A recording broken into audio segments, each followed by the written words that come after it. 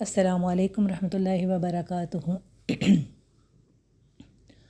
آج میں آپ کو کچھ ایسی چیزیں تاکہ آپ لوگوں کا ذہن کھلے کہ ہم قرآن پاک کیوں کہتے ہیں کہ بار بار پڑھو، کیونکہ قرآن پاک ہی کو پڑھ کر تو ہمیں زندگی گزارنے کا طریقہ پتہ چلتا ہے نا۔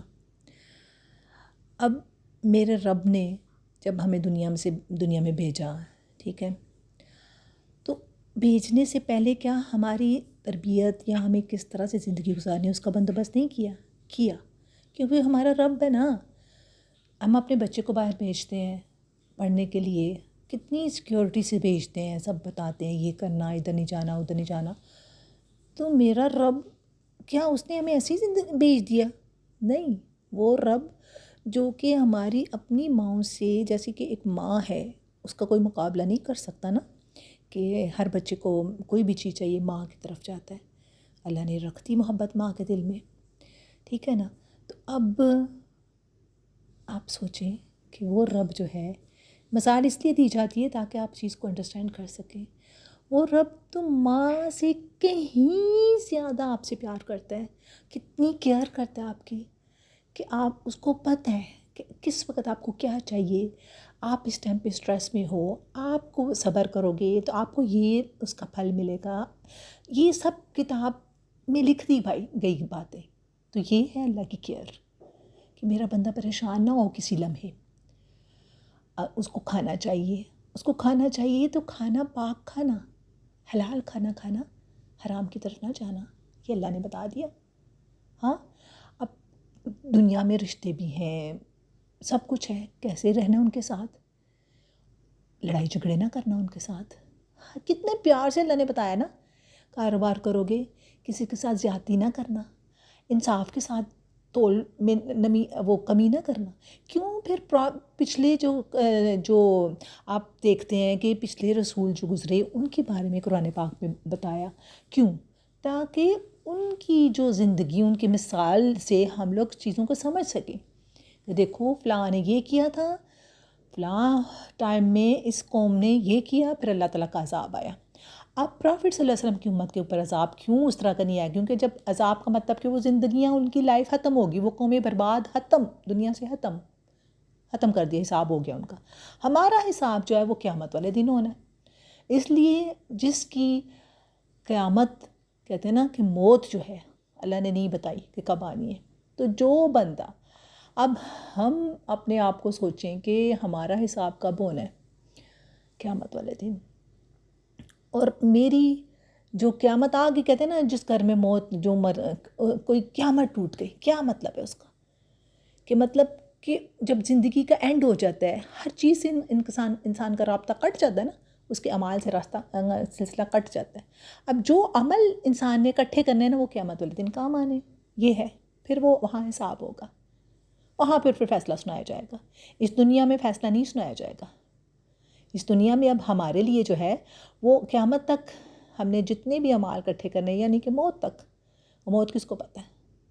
میں نے ایک کلاس میں اپنی اسٹوڈنٹ سے پوچھا اللہ نے کیوں نہیں بتایا، چھوٹی بچی تھی، 10 سال کی، 11 سال کی، 12 سال کہہ لیں، کہ کیوں نہیں اللہ نے بتایا کہ یہ اس دن اس بندے نے فوت ہونا ہے؟ اس بچی نے کہا اس لیے کہ ہم اچھے کام کرتے رہیں۔ تو مجھے اتنی خوشی ہوئی، یہی تو بات ہے، تاکہ ہمارا سلسلہ اچھے کاموں کی طرف لے گئے۔ توبہ کیوں اللہ بتاتا ہے کہ میں توبہ کرنا، اگر غلطی کرو گے نا، یہ انداز دیکھو، توبہ کر لینا، توبہ کرو گے تو میں معاف کروں گا، یہ نہیں کہ میں معاف نہیں کروں گا۔ غلطیاں ہوں گی، مجھے پتہ ہے تم غلطیاں کرو گے، لیکن غلطی پہ اڑنا جانا، توبہ کرنا، میں معاف کروں گا۔ پھر میں اور آپ اگر سوچیں، جو اللہ اتنا زیادہ ہمیں نواز رہا ہے، اگر میں سامنے والے اپنی بیٹی ہے اس سے کہوں گی سوری، وہ کہے گی ماما کو تو عادت ہی پڑ گئی ہے سوری کرنے کی، یا بچے بہن بھائی آپس میں، تو یہ تو کیا بندہ ہر وقت ایسے کہتا ہے، سوری کر لیتا ہے بعد میں، اس کو سمجھ نہیں آتی نیکسٹ ٹائم میں یہ نہیں کروں۔ تو آپ ایک لمحے کے لیے سوچیں، کیا ہمیں اللہ سے حیا نہیں آئے گی پھر کہ میں اللہ سے بار بار توبہ؟ اللہ تو معاف کرے گا کیونکہ اس نے تو اپنے لیے معافی اور رحمتیں سب کچھ لکھی ہیں، لیکن اس کی بھی ایک اللہ نے راستہ بتایا کہ 3 دفعہ اگر تم آتے ہو نا ایک دفعہ بندہ کہ اللہ میں نے یہ غلطی کی، اللہ کہتا ہے کہ اس کو یہ پتہ ہے کہ معاف میں نہیں کرنا ہے، کہ اس پہچان ہے کہ میں، اللہ کو یہ انداز اس کا بڑا پسند آتا ہے، اللہ اس کو معاف کرتا ہے۔ پھر دوسری دفعہ وہی آتا ہے، اللہ کہتا ہے یہ پتہ ہے اس کو کہ میں ہی ہوں، پہچانتا ہے مجھے کہ میں نے معاف کرنا ہے۔ تیسری دفعہ پھر آتا ہے، چوتھی دفعہ پھر اللہ اس کا معاملہ اس پر چھوڑ دیتا ہے۔ اب جو وہ بندہ نہیں اپنے آپ کو سنبھال رہا تو پھر کیا ہوتا ہے، پھر وہ غلطیاں پھر اگر تو اس نے سمجھ آنی ہے تو وہ پھر ایک ہی دفعہ سے اپنے آپ کو سمجھ لیتا ہے کہ نہیں اب اس راستے پہ نہیں جانا۔ اور کہتے ہیں نا جب آپ توبہ کر لو تو پھر اپنے آپ کو اچھے کاموں کی طرف لگاؤ، ہاں، توبہ کے بعد اچھے کام کرو، اچھے لوگوں کی صحبت میں بیٹھو، اور وہ جگہیں چھوڑ دو جہاں پہ آپ کو لگ رہا ہے کہ بار بار آپ سے یہ غلطیاں ہو رہی ہیں، وہ جگہیں چھوڑ دو۔ کیونکہ دیکھیں ہمارا جو یہ ہم کہتے ہیں نا کلمہ پڑھا ہے ہم نے، ہم مسلمان گھرانے میں پیدا ہوئے ہیں، حالی یہی کافی نہیں ہے ہمارے لیے جب تک ہم اپنے عمل میں درستگی نہیں لے کر آئیں گے۔ اور عمل میں کیسے درستگی آئے گی؟ کچھ اعمال ایسے ہیں جس کی وجہ سے ہم اپنے ایمان سے ہی نکل جاتے ہیں باہر، یعنی یہ بہت بڑی بات ہے کہ جس کا ایمان ہے کہ ہم اللہ کے بعد یہی ایمان تو ہمیں یعنی کہ لے کر جائے گا نا جنت میں۔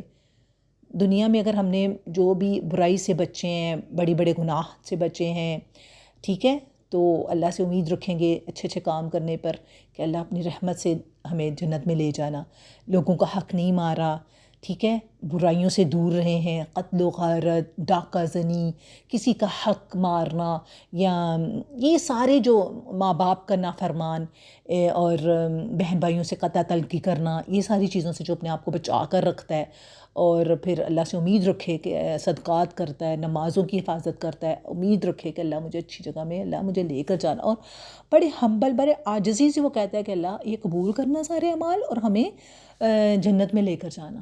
ہاں، اب جو بندہ اپنی مرضی سے زندگی گزارے گا، معافی مانگے گا، نہیں مانگ کر پھر بار بار غلطیاں کرتا جائے، پھر وہ کیا ہے آپ کا، آپ خود دیکھیں کہ اس کی موت آ گئی تو ایسی حالت میں وہ دنیا سے چلا جائے گا، کب اپنی اصلاح کرے گا؟ اس لیے وہ قوم جو ایک دوسرے کو اچھائی کا حکم دیتی ہے، برائی سے منع کرتی ہے، ایسی قوم ضرور، ایسے لوگ ضرور ہونے چاہیے، کیونکہ یہی جو ہے وہ کامیابی کی نشانی ہے کہ لوگوں میں کہ دیکھیں ہر وقت بندہ اس کو نہیں سمجھ آ رہی ہوتی کہ وہ کیا کر رہا ہے، کچھ اس کو سمجھ نہیں آ رہی، مطلب یہ بات پھر کہہ دیتے ہیں کہ کوئی انسان پرفیکٹ نہیں ہے، پرفیکٹ تو کوئی نہیں ہے، لیکن جو دوسرا ہے دیکھ رہا ہے، جس کو ابھی سے ہی سمجھ آ رہی ہے کہ یہ غلط کر رہا ہے، غلط کرنے والوں کو نہیں سمجھ رہا، جو سمجھ رہا ہے کہ یہ غلط ہے اس کو چاہیے کہ اس کو سمجھائے کہ یہ نہیں کرو۔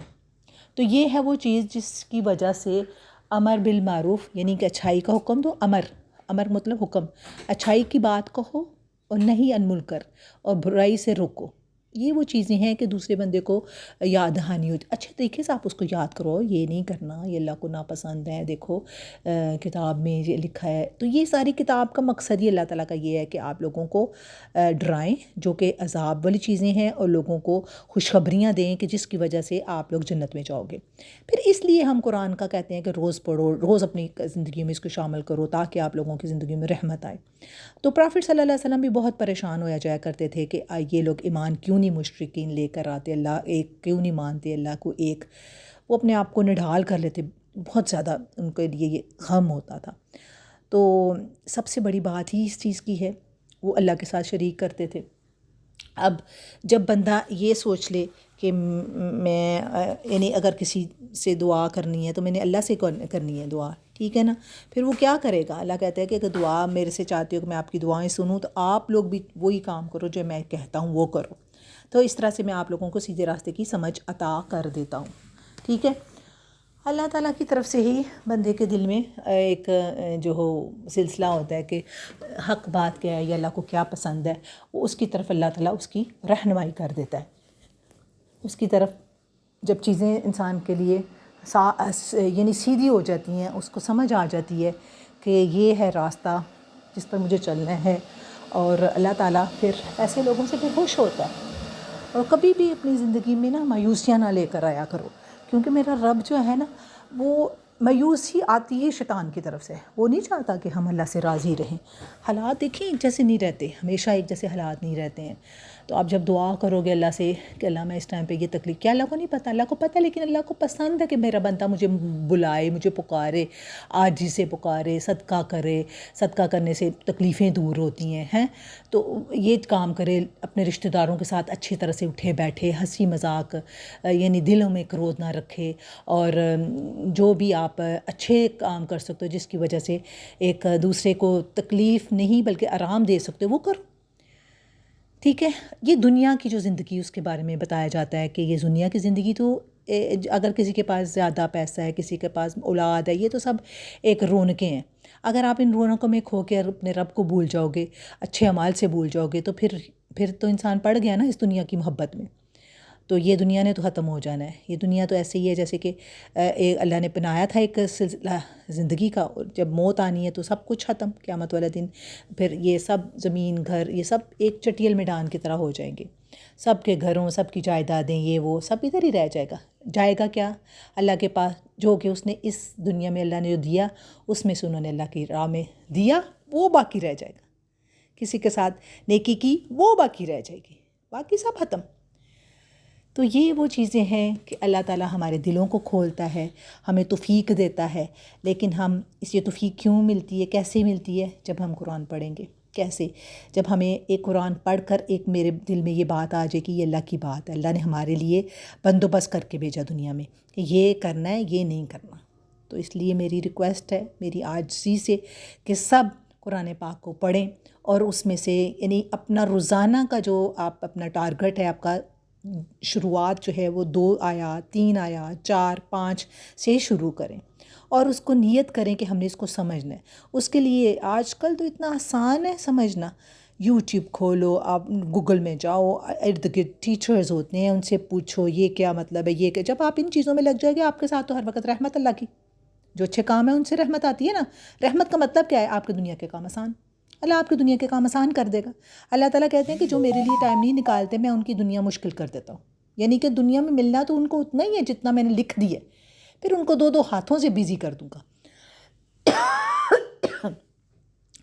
اور جو لوگ میری یاد کے لیے ٹائم نکالتے ہیں میں ان کی دنیا آسان کر دیتا ہوں، ان کو تکلیفوں سے، پریشانیوں سے، یعنی ان کی زندگی میں آرام دیتا ہوں، تاکہ وہ جو مال لکھا ہے وہ بھی کما لیتے اور ان کو میری یاد کے لیے بھی ٹائم مل جاتا ہے۔ کتنا پیارا اخلاق اللہ تعالیٰ ہمیں سکھا رہے ہیں۔